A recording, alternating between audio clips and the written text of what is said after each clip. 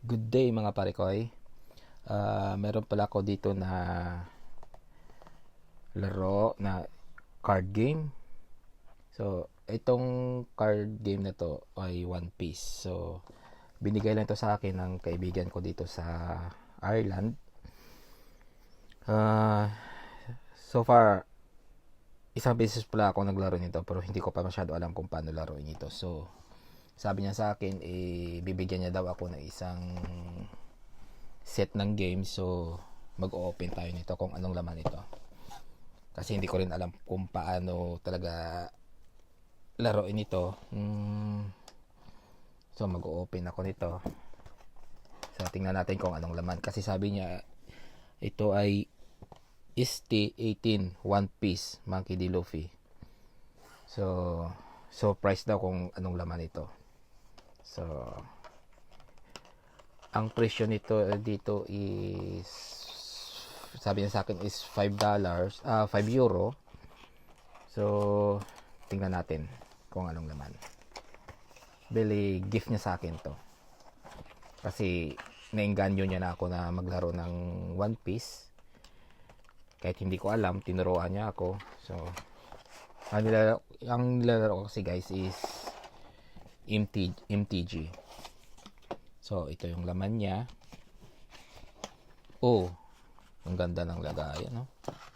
Yan, no? Tapos, mayroon ganito. May One Piece na 10 card booster pack. So, mamaya natin buksan to. Uunahin natin to. So, tingnan muna natin kung ano tong laman ng papel na to. Kung ano mga nakasulat. Siguro ito yung instruction kung paano laruin. So, mayroon card, stage card, deck. Parang ano siya. Ito yung ano niya, instruction. Kung paano siya lang, mayroon siyang refresh phase, draw phase, dawn phase, main phase, saka end phase. So, parang katulad din pala ng MTG nito. Every phase like parang ganun nga. May tapos yung life, dawn. Parang ang dawn ito, kasi ang pagkakaidi ko ng dawn ito is yung parang kung sa MTG, equivalent nito, ito yung lands niya. Tapos meron kang coast area. So, dito napupunta, sabi niya, dito daw napupunta yung dawn. So, every turn. Tapos, yung card leader, kung sino yung leader mo. Stage card, deck. Ito yung parang library kung equivalent sa MTG. So, ito yung deck. Tapos, yung trust card, parang equivalent niya yung graveyard niya. So, life total. So, ang life total niya, meron kang 1, 2, 3, 4, 5. So, hindi pa ako masyado familiar nito. So, i-try natin yung ano. Ito pala, may instruction dito na pwedeng pag-aralan. So, mamaya ko na nabasahin to. So, titingnan muna natin kung ano ang laman ng cards na to. So, ito si Monkey D. Luffy. So, mag-open tayo nito. So, hindi ko alam kung ano ang mahal dito, kung anong rare, kung ano ang mga ability nito. Kaya first time ko talaga guys na mag-open ng ganitong card games. Kung sa MTG, siguro may experience na ako about sa MTG, pero pagdating dito guys, talagang zero talaga ako nito. So, i-try natin na mabuksan to. Buksan na yung gunting ko. Oh, parang may ano to. Ito. Yan. Hindi ko makita. Parang sigarilyo to na kaso parang ang hirap naman ditong buksan ito. Baka masira ko yung cards. Pasensya na guys, kasi first time ko talaga mag-open ito. Hindi ko talaga hindi ko talaga gamay yung kung sa Ilonggo ba, manul pa ako, manul. So, gunting nun ko na lang ni. Yeah, gunting. So, may opening na. Ay, manol. Manol gid ko guys siya. Manol. Ari na. Ito na. Nice. Open ko na. So, ano niya siya? Ito yung Monkey D. Luffy. May 5 life. Bali, purple pala nitong kulay nito. Purple. Tapos yung life ko is 5,000. Yung life niya. So, by the way guys, di ko pa alam kung magkano presyo nito individual card. So, never mind na. Mayroon tayong ito si Zoro. So, hindi ko pa alam kung ano ang style ng laro nito, kung bahala na ko guys kung paano ang ano nito, kung magpresyohan nito, kasi di ko naman talaga alam. Maliban lang kung MTG to, alam ko ang presyo nito. Kaso One Piece to first time ko nag-open ng ganitong cards. Tapos meron siyang si Luffy Taro.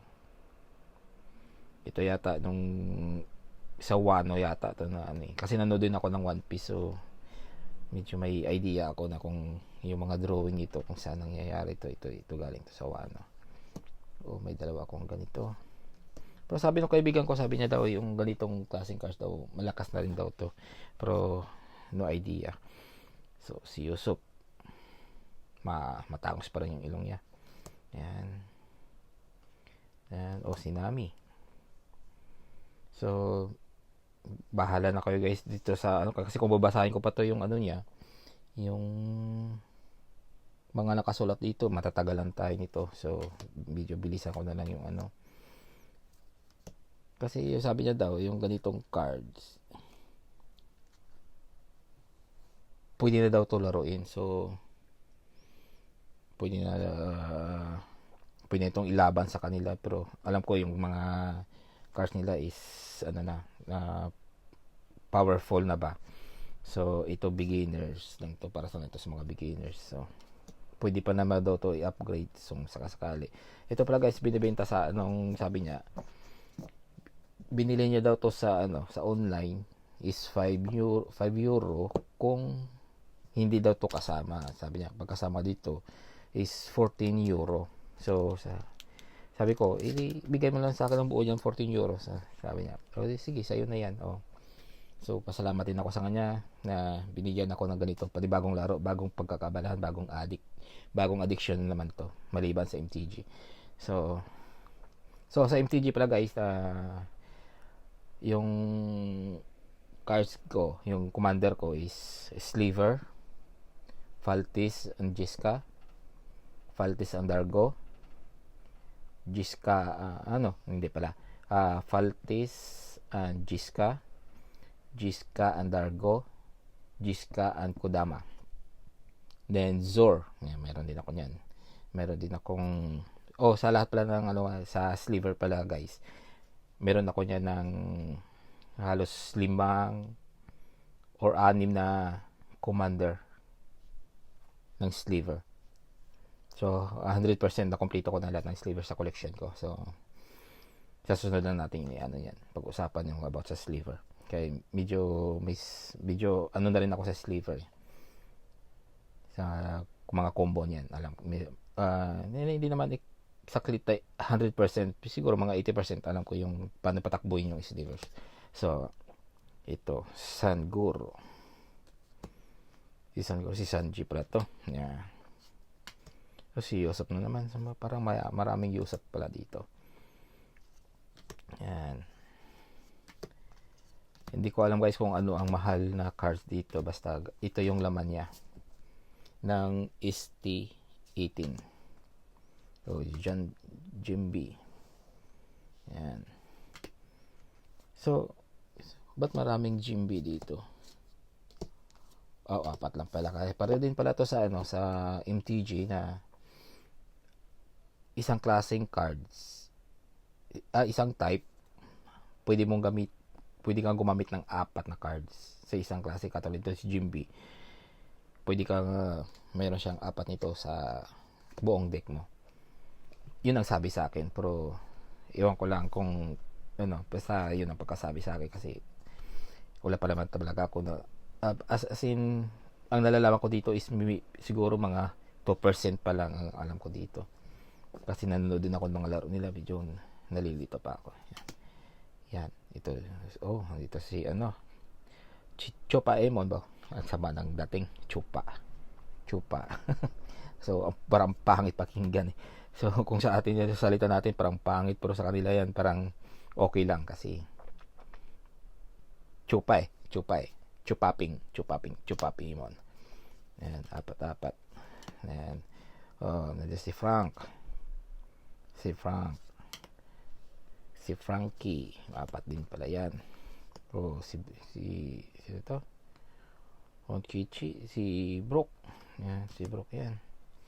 So, malalakas din pala ang power nito. So, ito yung laman niya. Yung sabi niya sa akin, ilagay ko na daw to sa sleeves para bukas daw maglalaro kami. So, tingnan natin bukas kung magandang panahon dito. Maglalaro kami.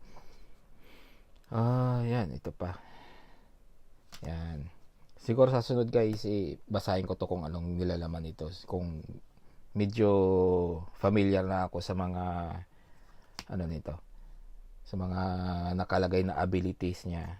Yan. Oh, ang ganda nito. Ang ganda pagka nito. 10. Ito yung tawag nila ito yung Don eh. Itong babayaran mo para ma-play mo siya. Parang yung mana cost niya, equivalent siya sa MTG. Ito yung mana cost niya eh. Ang laki pala nito. 10. Yan. Oh, ito na. Dito na tayo sa Don.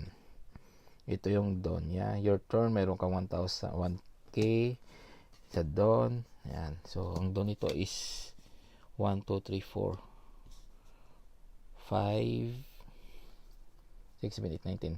So, ang Don pala nito is 10. Balang ito yung pagkakaalam ko nito guys, bawat laro mo nito, kung ikaw yung first turn, isang Don na ang pwede mong mailagay. Pero pag second turn ka, 2 Don ang pwede mong mailagay bawat turn mo. So, every turn meron ka. Tapos, magdadadag ka ulit ng Don. Nakalimutan ko lang kung ilan ulit ang pwede mong idagdag dito. So, maybe next time, alam ko na to. So, mag-open tayo ng isang pack dito na mayroon siyang laman na 10 cards booster pack. So, sabi daw nila dito daw minsan makakuha dito ng may value.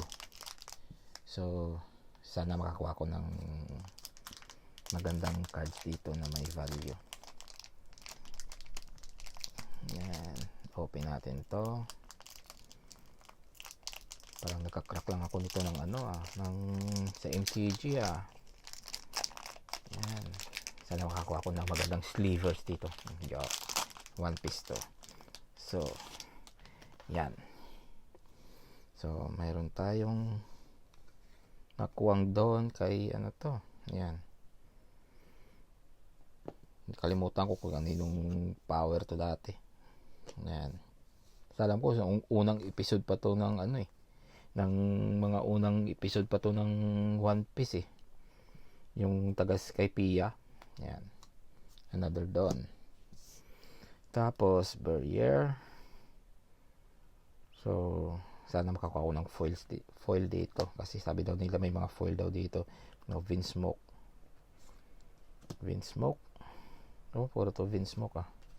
Oh, Virgo. 5,000. Character cannot be KO in battle. Oh, yan.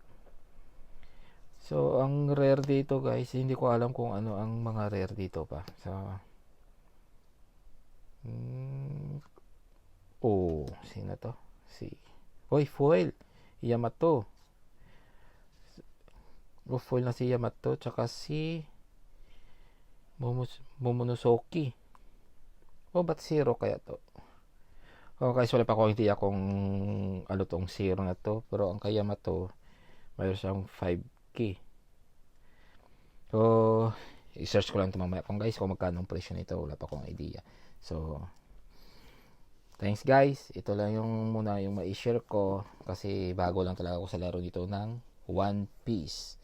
So, nag-unpack ako nito dahil libre lang naman. Binigay sa akin ng kaibigan ko. So, ito yung lagayan niya. Yan. So, wala na ibang free dito kundi ito lang. Tapos yung magandang lagyan na ganito lang.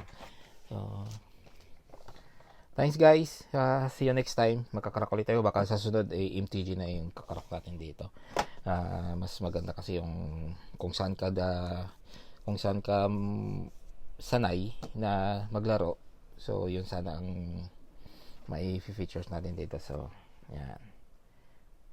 Yan pa, maganda nito kasi parang kakaiba yung pagkano ito kasi mayroon siyang mga yung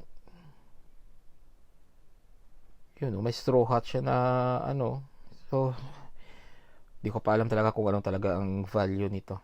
Malalaman natin yan pag nakuha na natin ang tamang nito. So guys, salamat. See you next time and bye bye mga pare ko.